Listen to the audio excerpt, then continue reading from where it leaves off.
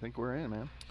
All right. Well, welcome to Baseline to Baseline, episode 2, Middle Border Conference Basketball Podcast. I'm Jordan Lehman, joined by Jeremy Nygaard.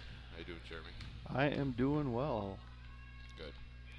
Um, so, starting off with some boys hoops. Obviously, today we're actually on scene um, for BW versus Rice Lake in a non-conference matchup, but Baldwin Woodville, we can start there. That's who we know best and have seen the most. At 3-3 overall, 2-2 in conference. Um, Obviously with the win over Amory State of being this year being, definitely a lesser team. Definitely a team that's kind of up and coming.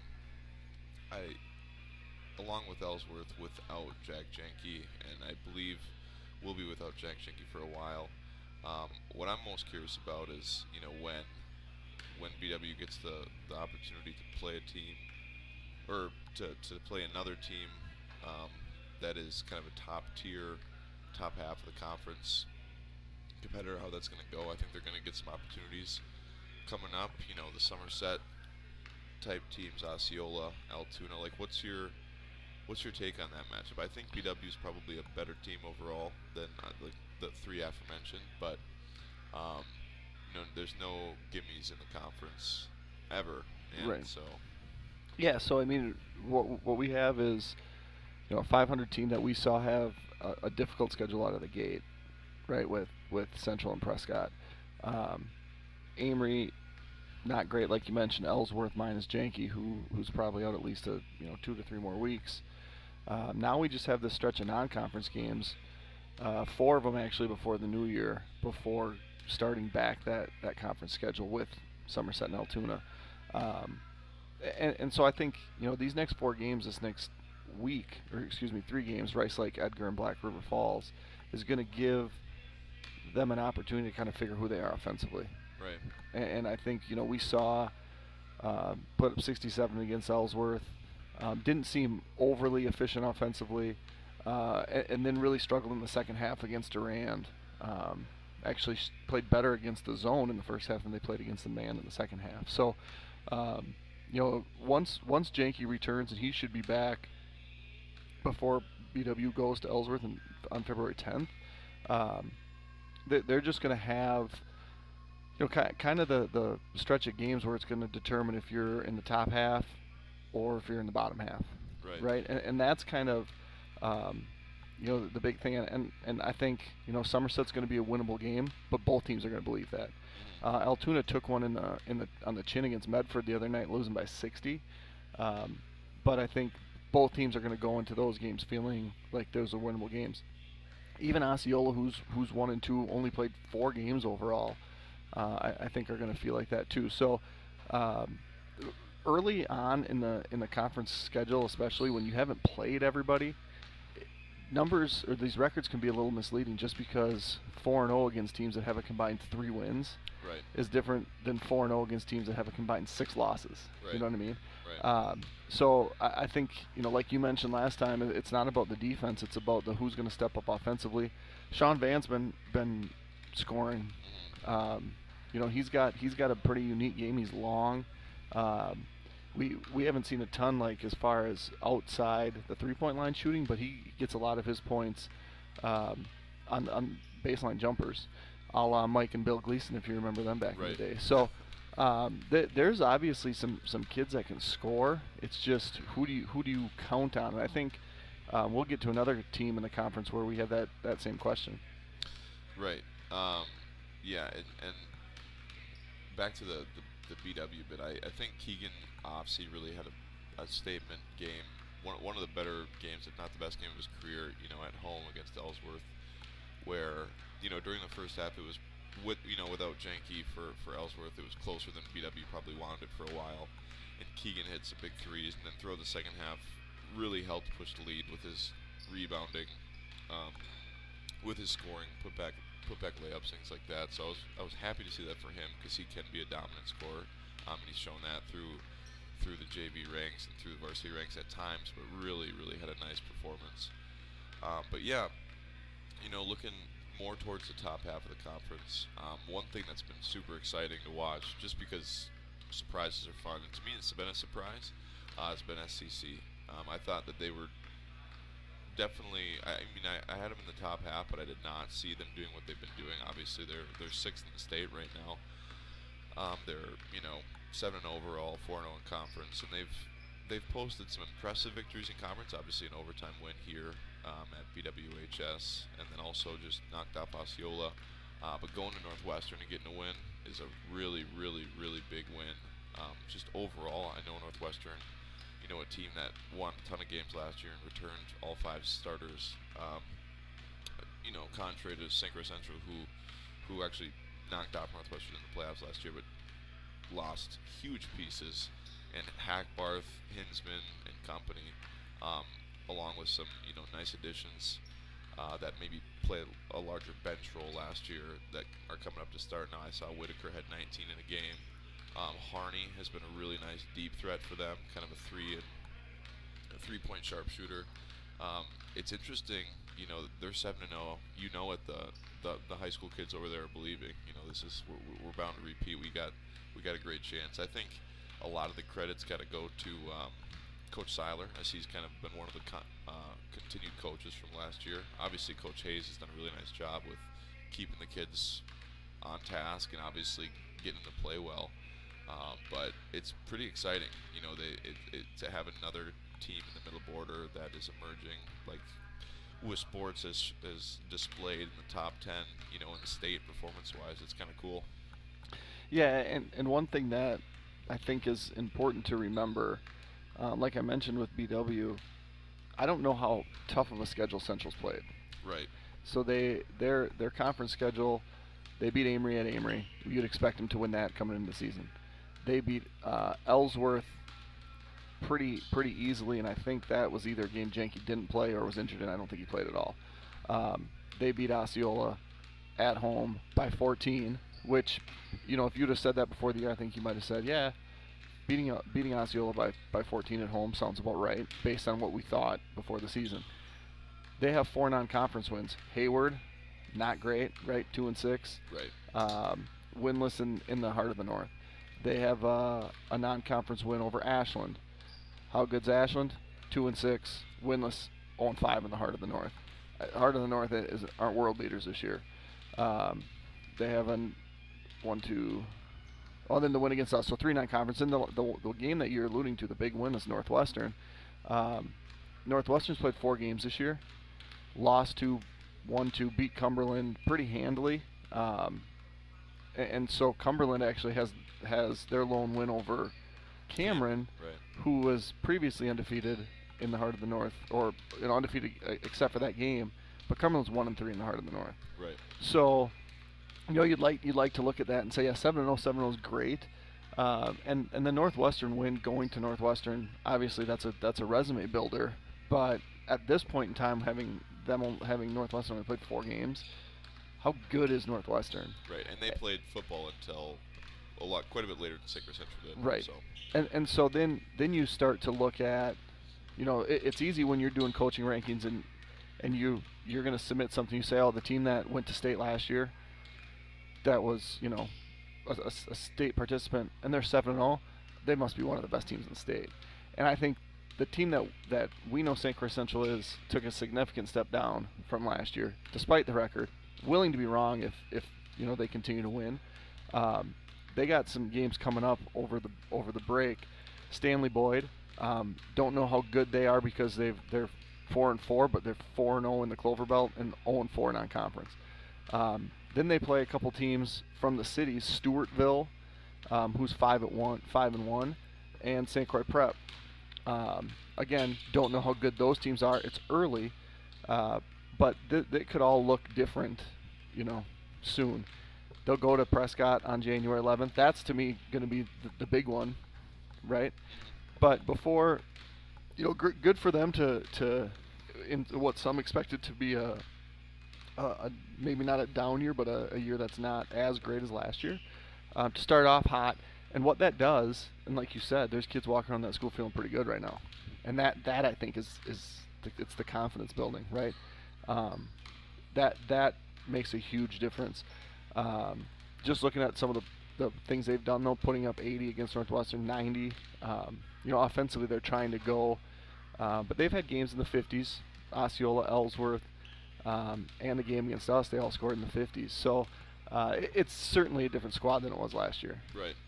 Yeah, they're not by no means a replication of last year's team. Last year's team was, like I've said on earlier live streams. I'm not sure if in the podcast we've talked about it, but I mean that was one of the best middle border basketball teams we've seen. That team, along with the New Richmond team of 3 years ago with Kidder and Studeman and company. Those kind of teams are, it's night in and night out. Night in and night out, rather, where you can count on them to beat pretty much anybody. And I don't know that this is that kind of year for St. Croix Central. Like you mentioned later in your take, though, I do think it's significant that they're able to score at that level, right? At that that high tier, 80s to 90s. So they do have the ability to really turn it on, and also having their two more impressive wins, obviously at BW and at Northwestern. Being able to win on the road and win on the road early is a really big deal, and those are big resume builders. They're definitely going to take their lumps, going to Rochester, coming up here for the holiday tournament, and then also, going to Prescott. When you look at their games against Prescott, one at home, one at Prescott, having to go to Prescott first, I'd probably favor Prescott in that game, and that leads right into Prescott, who, they're just kind of staying par for the course. They're doing their thing, and that's, it's to be expected. I know that you and I both saw them as a team, definitely one of the teams, if not the team, to beat in the conference, and, they're doing their thing. They're doing it quite dominantly. I was intrigued by the Somerset score, where they had a season low 58 offensively, and I'm not sure how that game went. Obviously, I wasn't able to watch it. But even if it was a less efficient night, maybe some things were off, or some players weren't available, to just continue to win on the road by double digits, win wherever you are by double digits, which is kind of their mode of operation right now.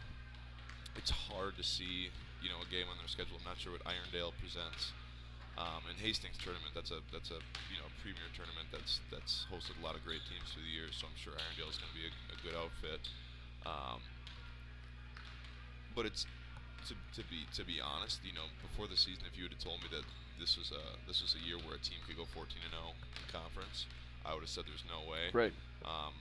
This is a year where we got to, St. Croix Central's obviously done a really nice job. We've seen both St. Croix Central and Prescott play. Prescott's at their best, and no disrespect to BW, but offensively, there's definitely a notch that needs to be leveled up there to probably compete at Prescott. This is a Prescott team that with a true a three-headed monster scoring wise with Stewart, Malmlove, and Wallen, along with really, really important role players that guys like Betty Roll and Russell, who athletic, strong, 3-and-D rebounding and defense guys. This is a team that, whether we like it or not, whether we believe it or not, they truly believe that every night in conference this year, and outside of conference, but in conference definitely, that they're going to come out with a win. Right. They like you mentioned, beating everybody by double digits, not really knowing how that Somerset game went. Just based on the box score, Prescott was up 31-12 at halftime. Right. So I can't imagine that it ever felt real close, despite it only being a 58-46 game. What they've done more impressively is hung 95 on Durand. Beat them by 20. Beating Regis, who's not the Regis of normal. I mean, Regis is still good, but they put 70 on Regis. Altoona struggled, beat them 78-50. You mentioned like Irondale. There's some games coming up for them. I'm looking at their schedule. They host Dr. Howard Fuller Collegiate Academy on February 12th, and so I mean, they're going and looking for games. They're bringing Cameron in, um, and really that's kind of been Nick's mo is to try to put teams on the schedule that are going to be teams that'll challenge them a little bit, and that's it's hard because teams tend to fill up their schedule, and as you see, a lot of teams are looking into the cities to try to play those games, and so like you said, did we think a team was going to go 14-0? Nope. Um, is it probable at this point? I don't even know if I'd say it's probable, but it's certainly a possibility. And is Prescott ranked in the last coaches poll? Yes, they're one behind St. Croix Central. So 6 and 7. Yep. And I don't think anybody that's watched both of those teams would rightfully put St. Croix Central ahead of Prescott. No. All right, so who's next in the pecking order? Well, first, just to add to that, Prescott's obviously got their toughest matchup probably the whole season coming up when Petey Brookshire comes home from winter break. That's true. And he'll just come to the gym, and if Parker comes, then it's truly it's going to be their hardest competition, maybe a doffing appearance as well, because I know we've heard Coach Johnson tell stories about how, I think it was actually Parker's senior year, the COVID year, where they were having a tough week or a tough couple days, and Petey kind of came back and rattled their minds a little bit, got them back to center. Like, hey, fellas, we got to stay humble and understand, the opportunity we have. So it's kind of fun. And a quick shout out to Durand as well. They're a team that's always going to be as a former rival of BW, and a team that you competed against a ton. I competed against a ton. To have them, have the brothers Hurlburt and a couple Bowers and just doing their thing. It's a shout out to a program that continues to be really successful and really competitive, and I think it's kind of cool, Yeah, for sure. But kind of closing out the boys part of this podcast with, some of the teams kind of towards the bottom, towards the middle. Like you've mentioned with Altoona, I think we talked about it before the season, but it's just going to be an identity thing. Who's going to surround Peterson, right, and be helpful consistently. Who's going to take in the roles of the Turks and Keyshawn and things like that. And that's a really hard task, and it's a really hard sport to hit the ground running with doing that, because basketball is so fluid and so fast when it's played at a high level. And there's teams in this conference that can play it at a high level, and there's teams around the state that can play it at a high level. I think Medford's one of them. Obviously Prescott. And so I don't. Altoona's sitting at 2-2. I don't know that they're going to continue at a 500 pace. They might if they continue to beat teams like Osceola when they should, or compete really well with Baldwin Woodville. That's a game that'll be intriguing to watch. But it's the same kind of story for Osceola. Osceola, I was higher on them coming into the year than I have been in the past. I think that they still have a great chance. I thought they competed pretty well with St. Croix Central, and obviously took care of business with Somerset.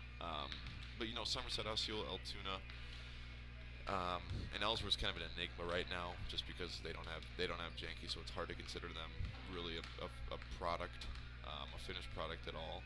But I think the three to kind of group together would probably be Altoona, Somerset, and Osceola. Yeah, I think that's fair. With some noticeable differences, Somerset's played 9 games. Right. And they have played, Heart of the North teams being further north. They beat St. Croix Falls, they beat Spooner, they beat Barron, which is really good for the conference as a whole. Absolutely. When it comes to seeding, because Somerset obviously is going to rank into their, into the slot that behind the teams that finish above them in the conference, below the teams, but if they can knock those Heart of the North teams down a few pegs, that's good. How they got rolled by Osceola is weird to me. I mean, aside from that, they've done, I think, what we've expected them to kind of do. You were a little down on them, and I thought, they're going to reload. They have so many kids playing. That's the part that's really intriguing to me as well. Yeah, and who's going to step up? And we mentioned when I said, with BW, we gotta figure that out. But Somerset's that other team where it's like if you're playing 13, 14 guys, who's going to kind of separate? And if you have those guys separate, they're going to take a step up. And we mentioned it before. They play their games they play so many games so early all the time. they're going to have 2 more games done before the turn of the year, 14 games in, right? Right. And which is just kind of crazy, because then it's like you got all these conference games left. So I think Somerset's gonna step up here, and impress some people. Osceola, they got that win against Somerset, but their schedule has been set up the exact opposite. They played on November 30th, took a week off, played December 6th, took a week off, played December 14th, took a week off, played the 21st. They played 1 game a week. Lost to Altoona, lost to Central, beat Somerset, but you don't really get into a rhythm when you're not playing games. Right. They're going to play 2 games next week against Heart of the North teams, and then it's just 3 games a week almost. 2 to 3 games a week for the rest of the year, which could be hard when you get to playoff time. Right. And so I think they could really go either way, because they've had the highs of beating a team that they're competing with, and then the lows of really not competing at all. Right. And then Altoona, you mentioned them. It's going to be weird with them, because you're not going to have common opponents, right? They're coming west for the first time really ever, and you're not going to see those same teams that you've always been playing against. So the New Richmonds that they played early, right? But they're going to play the Fall Creeks. They actually play Rice Lake next week. Arcadia, GT, Mosinee, like they're going to have teams on the schedule that really offset what the teams that we see around here, just for the simple fact is you can go get rolled by a group of stronger teams that none of us will play, and that non-conference record will just it'll shift things. Right. But yeah, how good is Evan Peterson going to be? How good is that supporting cast going to be? You have really had to reload that whole team. I just, my thing is with the proximity to a big city, you're going to have kids that show up that you're like, where'd this kid come from? Because you never heard of him before. Yeah. And Altoona will have success at some point. I mean, right now they're one of 3 teams that are 500, and they're in 3rd place. And it's like, oh, what's the deal getting beat by 60 by Medford? Well, nobody else is playing Medford. Right. You know what I mean? Right. Yeah. Yeah. And back to Somerset. Like, I think it's a testament to Coach Wink and their kind of strategy with obviously working with the athletic director to get games in. Last year it was different because it was a COVID year, so it was like it makes sense. They're just trying to play as much as they can, right? They don't know if they're going to be able to play, right? With this year, it's worked in their favor, just because what's the easiest way to figure out what group of kids you have? It's to compete. It's not to. Yeah, practice is good for development, absolutely, right. and for teaching fundamental offense, defense. But to actually see what kids got, you got to play teams, and to have 9 games in is so important. With Osceola, the thing that I think is going to help them is, for this group that's competing, when I watch them, it is a very similar group to the football group. These guys have competed a lot through the years, so I think they're going to come together rather than maybe fray apart during these longer, tougher stretches. Are they going to win a ton of games? I don't know. They could be a team that wins 5. They could be a team that wins 11. Depending on how they compete and how they come together. Because I think that's a really big thing. And I think you mentioned that too with Altoona. Who's going to come to the table? Who's going to come to be Peterson's kind of second man, if that. And it'll be fun to watch. And Amory, it's just another opportunity for them to continue to compete.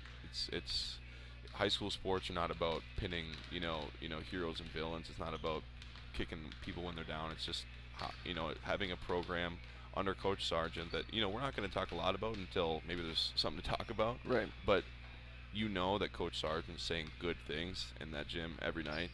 That he's saying valuable things. He's won plenty of games. He knows exactly how to do it. So moving over to the girls' side, obviously you've had a lot of opportunity to watch BW, and it's fun being a BW grad and a BW fan to see them at the top of the conference. Yep. The big game with Ellsworth was one that was postponed due to weather. This week they actually went to Durand and, in my opinion, played the best game they played all year. And it was a halftime deficit. I don't remember if it was like 7 points. Durand did some. It was 7 points, 28-21. Did some full court pressure, played, exclusively man to man, and Anna Jort was just unstoppable. I mean, she in the books for 21. Haley Jort in the starting lineup scored 11. Brooke scored 15, and so I think that's that was a big win for them after the tough loss at Elk Mound where they were never really in the game. Tough loss at Richmond where it was close, and then Richmond just pulled away. Altoona, they got Altoona without Altoona's big girl. Worth was not playing, so maybe dodged a bullet there because also down at half in that game, I'm pretty sure. And then Boyceville the other night, which was just kind of a exhibition. Boyceville's, they struggle. And so it'll be interesting next week. They're going to go to Menominee and play Clear Lake and Antigo before going to River Falls and then getting really back into their conference schedule. And that conference schedule, we talked about it before the season. Any given night it could be someone else. And, with the exception of Amory and Central, who we don't really need to say a whole lot about, I thought Amory was better than I expected just because they had some freshmen that can play. Somerset's been down, which is weird. They did lose some girls from last year, but I thought it would be more a reload instead of a rebuild, and it's appearing to be a rebuild at this point, 1-3 in conference, 3-5 overall. But then the other 4 teams that we haven't mentioned, Ellsworth with Molly Janke averaging almost 20 a game, 3-0, 5-3 overall. Prescott 3-1 with a loss to Altoona, 4-2 overall. Osceola 3-1, 6-2, and then Altoona down a significant player, 2-2 and 5-5 overall. So those 4 teams and Baldwin Woodville, those 5 really, I think have separated themselves a little bit from Somerset, who's just struggled. But there's going to be a lot of teams moving up a line, down a line, up a line, down a line, and it might be as simple as come down to health, and that's Altoona get spots a couple of games because they're down a really good player. So it will be interesting as we progress through the schedule. I'm just looking here. Worth didn't play in their last game on Friday, or excuse me, 2 nights ago on Tuesday either. So if she's out 3-4 more conference games, it's going to be a hole too deep to dig out of, right?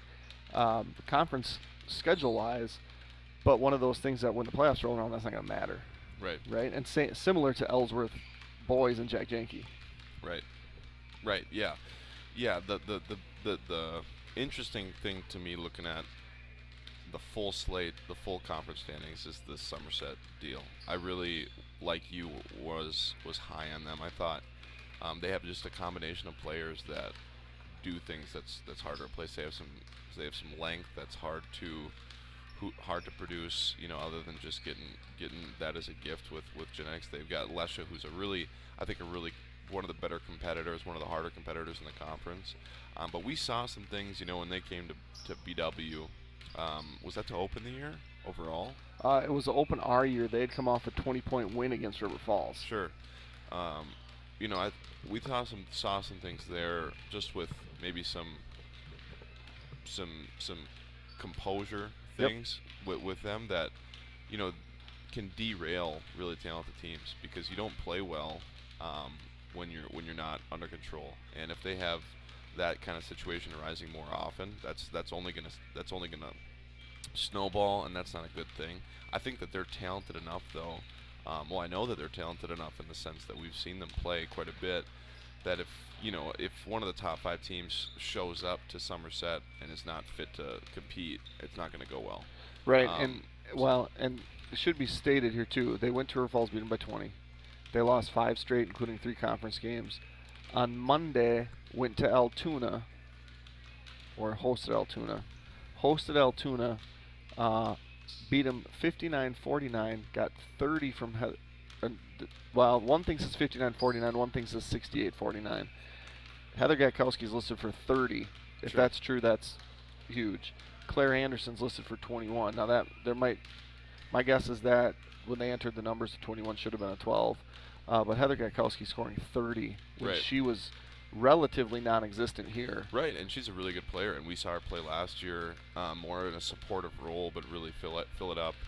And yeah, I mean Ellsworth having the sophomore kind of phenom in Janke, that's a huge deal. There's not a ton of teams, boys or girls, in the middle order this year that have a one primary kind of premier player, and she's one of them. Maybe with Malmlob and Wallen both in the same team and the other side of the conference, or the other boys. But yeah, Prescott, it's kind of a product of their program. You kind of just expect them to continue to be above 500, to continue to knock teams off that they should. And Osceola, I'm excited to watch Osceola. I think that Fox is another one of those premier players, and they've taken care of business in a lot. 6 of the 8 times they've played, they've taken care of business in a dominant fashion against teams maybe that are lesser. And with Fox averaging 24, it's that's something that we talked about in the preview this year. If you have a premier player, it's a problem for other teams that can be impossible to solve, right? Whether it's Jack Janke, whether it's Jordan Malmlob, whether it's Hattie Fox or Molly Janke. If you've got a player that can give you 20 to 25 a night, that gives you a huge advantage, and Osceola's got one of those players. Yeah, and going back to Molly Janke, last game she played, a 57-50 loss to Richmond. Molly Janke 2 points. Sure. 2.7 boards, 4 assists. Now, as a result, there was and only listed for 3 field goal attempts. So it's obvious to me that Walls' idea was, we're gonna just not let her score. Yep. 3 other girls in double figures that took double-digit shots, including the other sophomore, Ava Brookshaw. So, that like I said, it's early. Teams are seeing teams for the first time all the way around. Scouting reports are still, partial pieces of data that you're, maybe judging things on a game or two without really knowing. And I go back to Jackson Pettit, former Central player, where you saw him for a full year. He was who he appeared to be. He comes out the next year and he was significantly better for a couple games, and it's like, is this the real thing? Right. Or is this not the real thing? It turned out it was absolutely the real thing. Right. And then it was 2 years of him being an all-conference player. The Stewart kid for Prescott. Right. Similar deal. I think people that are watching Baldwin Woodville for the first time, the boys, now I've kind of jumped around a little bit, but they look at Sean Zomerman and they're thinking the same thing, right? And so it's fun to watch on both levels, boys and girls sports, in all sports, basketball, football, where you have kids kind of emerge, and it's like, is this the real deal? I remember thinking, this is way back, and this isn't basketball, but Zach Campbell, who we had, friend of the podcast, had 1 catch as a sophomore, as a tight end. Sure. Started at free safety, returned punts, and we're 3 games into his junior year, my senior year, and he's got like 17 catches, and he's done some things with the ball in the air that it's just like, is this the real thing? Well, 6 games later, and he's got 72 catches and is an all-state tight end, and it's like, that was really fun to be a part of, for one, but it was also extra fun to have a front row seat, where you weren't sure, like, is this just the roller coaster ride that's on its way up and it's about to hit its peak and then drop in a hurry? Because I was playing opposite him and I had like 12 catches after 3 games. See, my roller coaster had a steep decline. Yeah, you were at the peak. And then I just became like, well, I'll run guys off and this will be fun and we'll go high five in the end zone afterwards. But that's really where I am. And talking to Coach Stitt, who sat in your spot the other night, he said everything that happens before Christmas is just, things that you see and you try to build on or try to learn from. Right. And I think that's a really good lesson for all of this. Shooting percentages might be down for your own kid, right? Where you're watching, you're like, how come they're not shooting well? Well, it's early, right. And practice started 6 weeks ago, and the games haven't really been happening consistently. Then you get a Friday night where everybody's playing, game canceled, right? And you're still trying to get back in the flow of things. For some, maybe learning new systems. and so, they're not exhibitions up until Christmas, but games start to take on a little bit more weight once the calendar turns. Mm-hmm. And I think that's an important thing to remember. And we're going to watch a game here, in a couple hours where we're going to see one of the leading scorers in the northwest part of the state, Mm-hmm. on a team that, I think we went to Rice Lake last year and played them non-conference. And Coach Ort, wanted to get us on the schedule before, and in my mind, I wanted to play teams that we had in our regional, and Rice Lake wasn't very good at that time. Now it's an opportunity to play a bigger school, and kind of see how you do against potentially bigger, better schools. So, like you always say, high school sports are a lot of fun, and I think this is just one of those examples, or a lot of those examples of those things coming together to make it so much fun. Right. So for those that have joined us, thank you. This has been Baseline to Baseline. We've covered both boys and girls in the middle border. It's early, like you mentioned. It's before Christmas. Christmas coming up. So we've seen kind of the prelude to what will be the main stretch here in the conference slate.